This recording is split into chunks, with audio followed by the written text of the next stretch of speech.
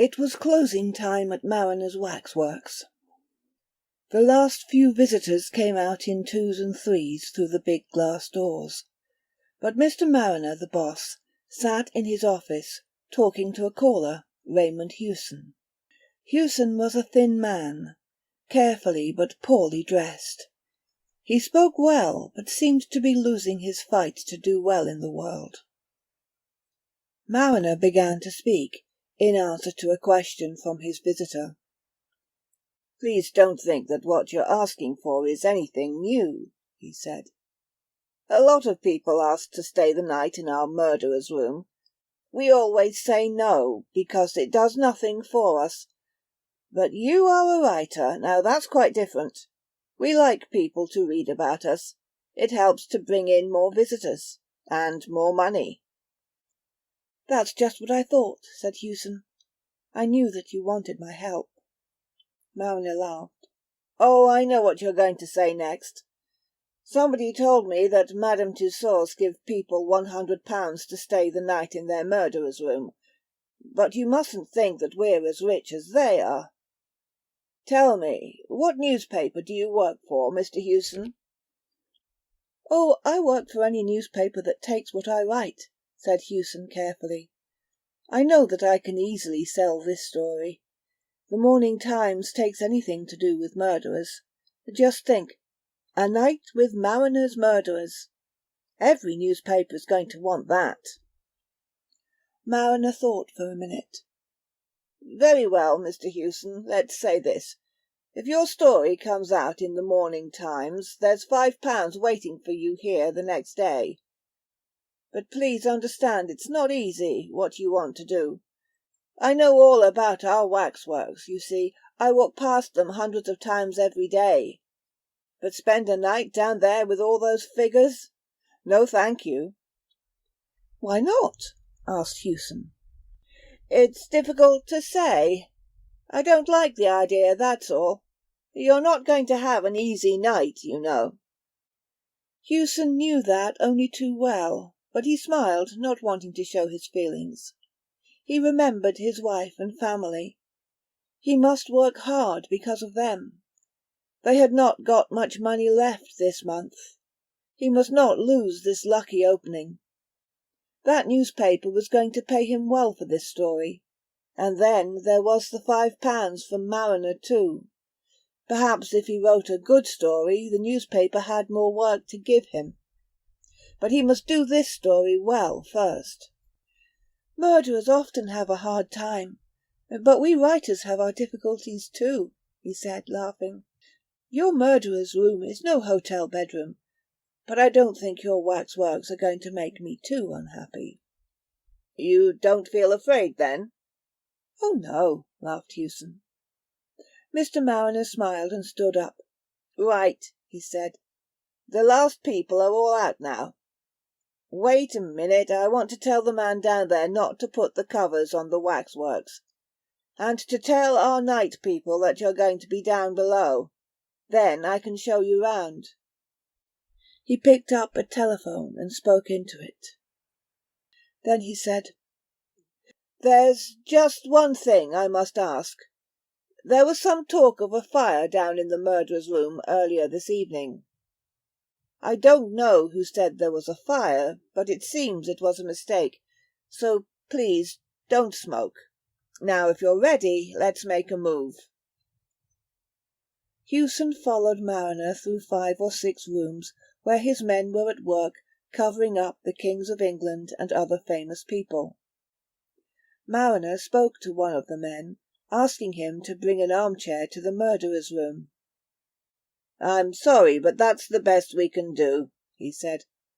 "Perhaps if you sit in the chair you can get some sleep." He took the writer down to the murderer's room. It was a big room without much light. Hewson thought of a church. You felt you had to speak very quietly in here. But this was not a good place. It was a place for remembering wrongdoers, murderers and the bad things that made them famous. The waxwork figures stood on small stands, with numbers at their feet.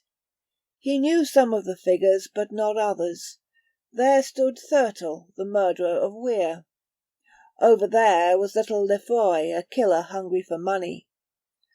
5 yards away sat Mrs. Thompson, known for her unusual lovers. Brown and Kennedy, the 2 newest figures, stood next to Mrs. Dyer and Patrick Mahon. Mariner showed Hewson the more interesting murderers one by one. That's Crippen, as you perhaps know. A weak little man, not very interesting to look at. There's old Vacquier. You can tell him by all that hair on his face. And this is—" "Yes, who's that?" said Hewson quietly. "Oh, he's the best figure in our show. Of all these people, he's the only one living today." Hewson looked at the waxwork closely. A small, thin figure, only 5 feet tall. It had a little moustache, big glasses, and an unusual coat. It was easy to see that he was French. Without knowing why, he felt suddenly afraid of that smiling face. He moved back from the figure, finding it difficult to look again. "But who is he?" he asked. "That," said Mariner, "is Dr. Bourdette." Hewson didn't know the name. Mariner smiled. "If you're French, you remember it well," he said. "For years all Paris was in fear of this little man. He worked as a doctor by day, but at night he cut people's throats. He killed just because he liked killing, and always in the same way. After his first murder, the police found some important letters. They know all about him now, and if only they can catch him. But our friend here is too clever for them. He knew the police were after him. They soon lost him. They're looking for him now all over Europe. They think he's dead, but they can't find the body. Last year there were 1 or 2 more murders. But the police believe that another person is now doing the killing in his place. It's interesting how every well-known murderer has his followers, isn't it?" Hewson felt fear run through his body. "I don't like him much," he said. "Just look at those eyes." "You find that his eyes eat into you. That's how he did it, you know. He could send people to sleep just with his eyes. In these killings the murdered person never seemed to fight back. He's too small to kill anybody if they're not sleeping." "I thought I saw him move just now," said Hewson, trying not to show his fear. Mariner smiled. "You're going to think that you see many things before the night is over. We're not going to shut you in down here. When you feel it's time to stop, come up again. There are watchmen in the building, so don't be afraid you hear them moving about. I'm sorry that I can't give you any more light. We like to have the room dark, you understand. Now, come back to my office and have a strong drink before starting the night's work." The night watchman brought the armchair for Hewson. He tried to make it laugh. "Where do I put it, sir?" he asked. "Just here? Then you can talk to Dr. Crippen when you get tired of doing nothing. Or there's old Mrs. Dyer over there making eyes at you. She usually likes to have a man to talk to. Just tell me where, sir." Hewson smiled. The man's words made him feel happier. Tonight's work didn't seem quite so difficult. "I can choose a place for it, thank you," he said. "Well, good night, sir. I'm on the floor above if you want me. Don't let any of those figures come up behind you and put their cold hands round your throat. And look out for that old Mrs. Dyer. I think she finds you interesting." Hewson laughed and said good night to the man.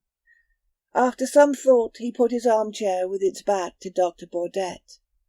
He couldn't say why, but Bourdette was much worse to look at than the other figures. He felt quite happy as he put the chair in its place. But as the watchman's feet died away, he thought of the long night in front of him. Weak light lit the lines of figures. They seemed near to being living people. The big dark room was very quiet. Hewson wanted to hear the usual sounds of people talking and moving about. But there was nothing. Not a movement, not a sound. I feel I'm on the floor of the sea, he thought. I must remember to put that into my story. He looked without much interest at the unmoving figures all round him. But before long he felt those eyes again, the hard eyes of Burdett, looking at him from behind. He wanted more and more to turn round and look at the figure. This is all wrong, he thought. If I turn round now, it only shows that I'm afraid. And then he heard another person speaking inside his head. It's just because you are afraid that you can't turn round and look. These different thoughts seemed to be fighting inside him. Finally Hewson turned his chair a little and looked behind him. Of the many figures standing there, the figure of the little doctor seemed the most important. Perhaps this was because a stronger light came down on the place where he stood. Hewson looked at the face so cleverly made in wax. His eyes met the figure's eye. He quickly turned away. "He's only a waxwork, the same as the others," Hewson said quietly. They were only waxworks, yes, but waxworks do not move. He didn't see any of them moving. But he did think that now the figures in front of him seemed to be standing a little differently. Crippen was one. Was his body turned a little more to the left? Or, he thought, perhaps my chair isn't quite in the same place after turning round. Hewson stopped looking. He took out a little book and wrote a line or two. Everything quiet. Feel I'm on the floor of the sea. Burdett trying to send me to sleep with his eyes. Figures seem to move when you're not watching. He closed the book and quickly looked to his right. He saw only the weak wax face of Lefroy, looking back at him with a sorry smile. It was just his fears. Or was it? Didn't Crippen move again as he looked away? He just waited for you to take your eyes off him, then made his move. That's what they all do, I know it, he thought. It's too much. He started to get up from his chair. He must leave immediately. He couldn't stay one night with a lot of murderers moving about when he wasn't looking. Hewson sat down. He must not be so jumpy. They were only waxworks, so there was nothing to fear. But why then did he feel so afraid, always thinking that they played games with him? He turned round again quickly and met Burdett's hard eyes. Then suddenly he turned back to look. Crippen. Ha! He nearly caught Crippen moving this time. "Be careful, Crippen, and all you others," he said. "If I do catch you moving, I'm going to break your arms and legs off. Do you hear?" I can leave now, he thought. I've got a lot to write about. A good story. 10 good stories. The Morning Times isn't going to know how long I stayed here. They aren't interested. But the watchman is going to laugh if he sees me leaving early. And then there's the money from Mariner. I don't want to lose that. But this was too hard. It was bad that the waxworks moved behind your back. But it was worse that they could breathe. Or was it just his breathing, seeming to come from far away? These figures seemed to be doing what children do in a lesson. Talking, laughing and playing when the person giving the lessons turns his back. There I go again, he thought. I must think about other things. I'm Raymond Hewson. I live and breathe. These figures round me aren't living. They can't move and speak as I can. They're only made of wax. They just stand there for old ladies and little boys to look at. He began to feel better again. He tried to remember a good story a friend told him last week. He remembered some of it, but not all. He had the feeling that Baudette's eyes were on him again. He must have a look. He half turned, then pulled his chair right round. Now they were face to face. As he spoke, his words seemed to fly back at him from the darkest corners of the room. "You moved, you little animal!" he screamed. "Yes, you did! I saw you!" Then he sat, looking in front of him, not moving, cold with fear. Dr. Baudette moved his little body slowly and carefully. He got down from his stand and sat right in front of Hewson. Then he smiled and said in good English, "Good evening. I did not know that I was going to have a friend here tonight. Then I heard you and Mariner talking. You cannot move or speak now until I tell you, but you can hear me quite easily, I know. Something tells me that you are, let's say, a little afraid of me. Make no mistake, sir, I am not one of those poor dead figures suddenly turned into a living thing. Oh, no. I am Dr. Baudette in person." He stopped and moved his legs. "I am sorry, but my arms and legs are quite tired. I don't want to take up your time with my uninteresting story. I can say that some unusual happenings brought me to England. I was near this building this evening when I saw a policeman looking at me too closely. I thought perhaps he wanted to ask some difficult questions, so I quickly came in here with all the other visitors. Then I had a very good idea. I told somebody that I saw smoke. Everybody ran out into the street, thinking there was a fire. I stayed here. I undressed that figure of me, put on its coat, and quickly put the figure at the back of the room where nobody could see it. Then I took its place here on the stand. I must say that I had a very tiring evening, but luckily the people didn't watch me all the time. I could breathe sometimes. I moved my arms and legs a little. What Mariner said about me was not very nice, you know, but he was right about one thing. I am not dead. It's important that the world thinks I am. What he said about my doings is mostly right, too. Most people, you know, collect something or other. Some collect books, some collect money, others collect pictures or train tickets. And me? I collect throats." He stopped talking for a minute and looked at Hewson's throat carefully.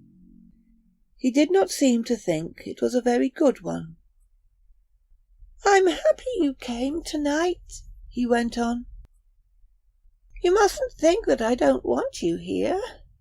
It was difficult for me to do any interesting collecting over the last few months. So now I'm happy to go back to my usual work. I'm sorry to see that your throat is a little thin, sir. Perhaps that is not a nice thing to say. But I like men with big throats best. Big, thick, red throats." He took something from his coat, looked at it closely, ran it across his wet finger. Then he moved it slowly up and down over his open hand.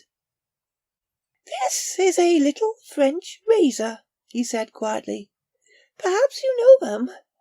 They do not cut very far into the throat, but they cut very cleanly, I find. In just a minute I'm going to show you how well they cut. But first I must ask the question that I always ask. Is the razor to your liking, sir?" He stood up, small and very dangerous. He walked over to Hewson as slowly and quietly as a cat going after a bird. "Please be so good as to put your head back a little. Thank you. And now a little more. Just a little more. Ah, thank you. That's right, monsieur. Thank you. Thank you." At one end of the room is a small window. In the daytime it gives a weak light.